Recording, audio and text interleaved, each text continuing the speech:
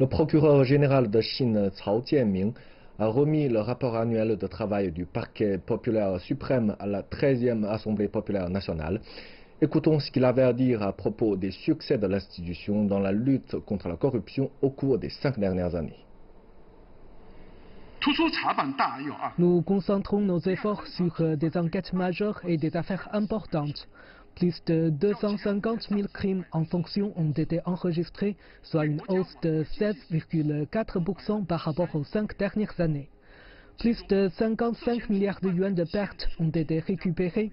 Parmi eux, on compte 15 234 responsables au niveau du comté et 2 405 responsables au niveau du bureau.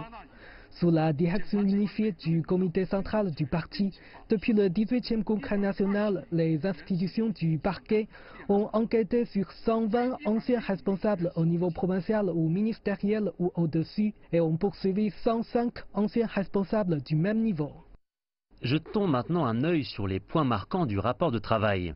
Les organes du parquet ont mis la priorité sur la construction d'une Chine plus sûre. Au cours des 5 dernières années, les autorités ont approuvé les arrestations de plus de 4,5 millions de suspects et en ont poursuivi environ 7 millions.